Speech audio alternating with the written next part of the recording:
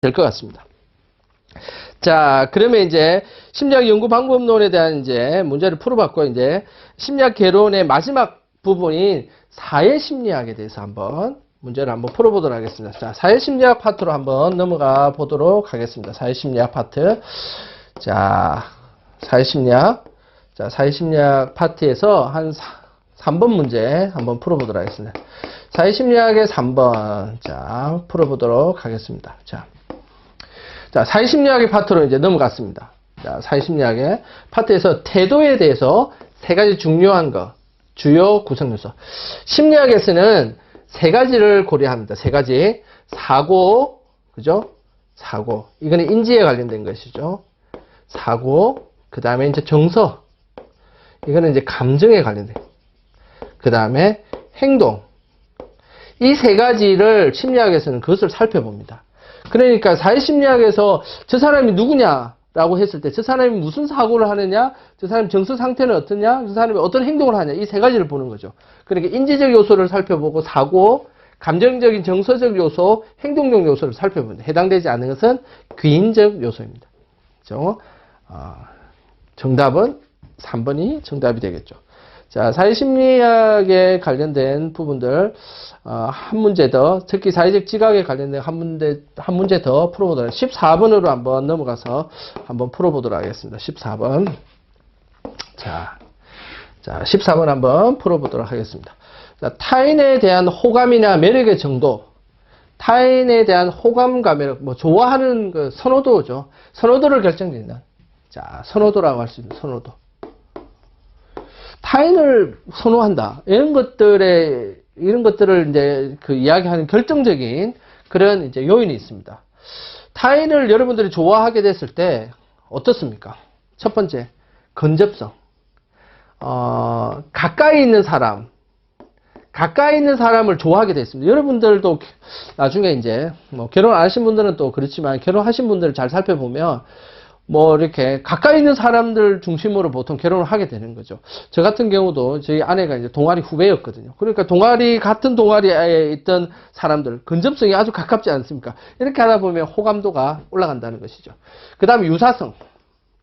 유사성이라는 것은 같은 뭐 고향이라든지 뭐 같은 전공을 한다든지 이런 뭔가 유사성이 있는 사람들끼리 좋아하게 되어 있습니다. 그죠? 그리고 저희 아내를 비교해 보면 저희 아내랑 저랑 같이 심리학을 전공을 했거든요. 그래서 학부 때 심리학 전공하면서 만났던 CC거든요. 유사성입니다. 근접성, 유사성. 그리고 마지막으로 신체적 매력. 타인애들 좋아할 때 특히 남성들은 뭐 좀 이렇게 이쁘게 생긴 사람들을 더 좋아하지 않습니까? 뭐 여성들도 마찬가지입니다. 그죠? 이 배에 식스팩 딱 있고 이런 사람들 멋있지 않습니까? 신체적 매력이 다른 사람을 선호하는 데 아주 중요한 기준이 되는 겁니다. 그죠? 저도 결혼할 때 아내가 너무 매력적으로 보였기 때문에 결혼했지 않겠습니까? 그죠? 그런 것처럼 타인에 대한 호감도는 근접성, 유사성, 그 다음에 신체적 매력, 이런 것들이 아주 중요한 기준이 될 수 있다라고 할 수 있습니다. 그러니까 여기에 해당되지 않는 것은 4번이겠죠. 4번. 그죠? 4번입니다. 그죠? 4번. 4번은 행위자와 관찰자 편향. 요거는 이 귀인 이론입니다. 귀인 이론. 귀인 이론에 해당되는 것이죠. 귀인 이론 중에서 행위자 관찰자 편향이 있습니다. 어떤 일이 딱 벌어졌을 때 행위자는 실제로 그 일을 행한 사람들은 환경을 탓할 가능성이 많죠. 그래서 행위자는 외적, 환경에 관련된 외적 기인을 많이 하고 관찰자는 내부 기인을 합니다. 저 사람이 저 행동을 하는 것은 성격이 급해서 그런 행동을 한다. 이렇게 자꾸 내부 기인을 하는 경향이 있습니다. 그래서 행위자와 관찰자 편향은 이런 것들을 가지고 있죠. 이것은 귀인 이론에 해당되는 내용이다. 그래서 답은 4번이고 1번, 2번, 3번은 맞는 이야기라고 할 수 있습니다. 자, 이렇게 해서 사회심리학에서 사회지각에 관련된 문제를 이제 풀어봤고요. 그 다음에 사회적 추론 관련된 문제를 한번 풀어보도록 하겠습니다. 사회적 추론은 21번으로 한번 넘어가 보도록 하겠습니다. 자, 21번. 자, 21번 이제 다음 사례에 있어서 신자들의 행동을 설명하는데 가장 적합한 개념. 자, 어떤 종교의 교주가 지구에 종말이 올 것이다 라고 주장을 했습니다. 예전에 뭐 다미 선교회 이런 거 기억나네요. 이런 지구에 종말이 올 것이다 라고 이제 신도들의 구원받을 것이다 라고 예언을 했습니다. 근데 종말이 오지 않았습니다. 다미 선교가 똑같은 이야기입니다. 종말이 온다고 했는데 그때 뭐 아직도 기억나는데 그날 뉴스에서 대서특필을 했습니다. 그래가지고 12시가 땡 되면 휴거하느냐 없느냐 안 하느냐 이런 걸 살펴봤는데 그 내용입니다. 종말이 오지 않았습니다. 종말이 온다고 주장해서 막 집 팔고 뭐 다 자기 통장 다 털어서 다 이제 교주한테 줬습니다. 줬는데 12시가 땡 됐는데 종말이 오지 않는 겁니다. 그러면 어떻게 보통은 막 난리가 나겠죠. 종말이 안 와서 어떻게 난리가 나는데 알고 보니까 난리가 안 나고 오히려 교단을 떠날 거라고 생각했는데 많은 사람이 오히려 더 독실한 기독교인이 된 겁니다. 이게 이걸 어떻게 설명할 수 있을까? 이 설명은 인지부조화로 그것을 설명해 낼 수 있습니다. 자, 인지부조화로 어떻게 설명해 내냐면 이렇게 설명할 수 있는 겁니다. 보세요. 자, 이 신자들 인지부조화의 특징은 행동, 그 다음에 이제 신념. 자, 행동과 신념이 일치를 하게 되면 인지조화가 일어나요. 조화. 그렇지만 행동과 신념이 불일치가 일어날 때는 인지부조화가 일어납니다. 그렇지 않습니까? 내 신념은 종말일 때 내 신념은 종말이 찾아온다고 생각을 했고 내 행동으로 집 팔고 뭐 다 팔은 겁니다. 집 팔고 돈 없애고 다 했으니까. 그런데 인지부조화가 발생이 된 겁니다. 내 신념은 종말인데 상황은 지금 아무 일도 안 일어난, 종말에 안 일어난 겁니다. 그러면 신념과 이 행동, 상황이 일치합니까? 일치하지 않는 인지부조화가 발생하는 겁니다. 인지가 부조화시키는 거죠.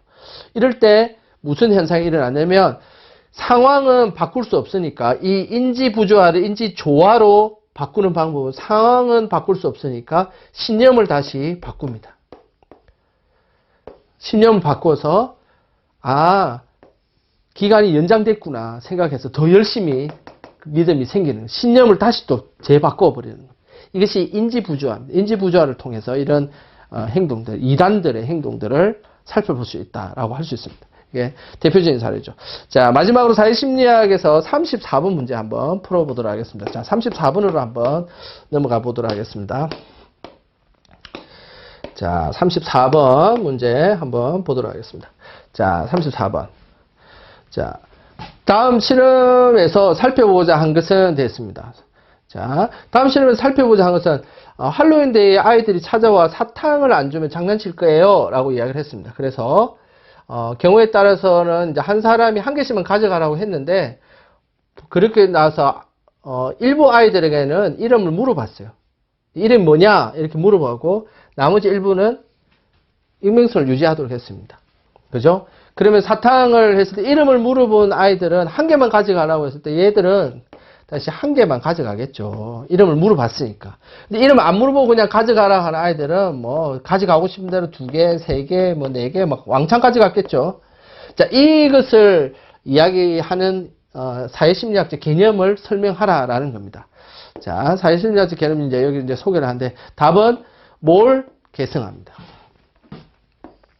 자, 뭘 계승하라는 말은 집단 속에서 개인은 집단의 규범의 행동에 내재화되면서 자신의 주장이나 사상이 서서히 사라지는 겁니다.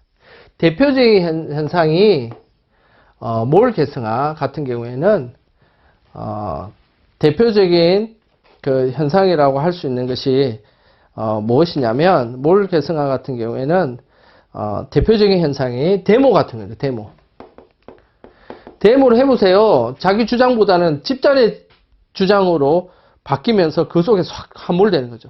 다른 아이들이 할로윈데이 때 사탕을 갖다가 막 2개, 3개씩 다 가져가니까 한 개만 가져가야 되는데 다 그렇게 하니까 자기도 여러 개 가져가는 겁니다. 이게 이제 집단 안에 집단의 규범과 행동이 내재화되면서 자신의 주장이 사라지는 현상을 뭘 계승하라 할 수 있죠. 그래서 34번의 답은 1번이겠죠. 자, 그 다음에 여기 해당하는 사회적 촉진. 집단으로 행동할 때가 더 일이 잘 된다는 겁니다. 보통 쉬운 일인 경우에는 더 잘 되죠. 이게 사회적 촉진입니다. 그리고 집단 사고라는 것은 전문가와 엘리트가 들어가 있음에도 불구하고 집단의 결정이 엉망이 돼버리는 거예요. 그런 경우들이 많습니다. 이것은 이제 요런 옛날 어른들이 이런 말을 썼습니다. 장고가 악수를 낳는다. 오랫동안 고민하면 나중에 더 안 좋은 수가 나온다는 거예요. 장고가 악수다라는 말이 있는데 요 표현이 동일한 겁니다. 집단 사고, 특히 맹목적이고 또 특히 독재 집단에 있는 그런 경우에는 전문가가 엘리트가 들어가도 더 이상한 결론을 내릴 가능성이 있어요. 자, 복종은 권위자나 리더의 명령을 따르는 것을 의미합니다. 그래서 34번의 답은 사회심리학의 답은 1번이라고 몰 계승할 1번이라고 할 수 있습니다. 이상으로 심리학 개론에 관련된 출제 경향과 문제는 풀어봤습니다. 여기까지 풀도록 하겠습니다.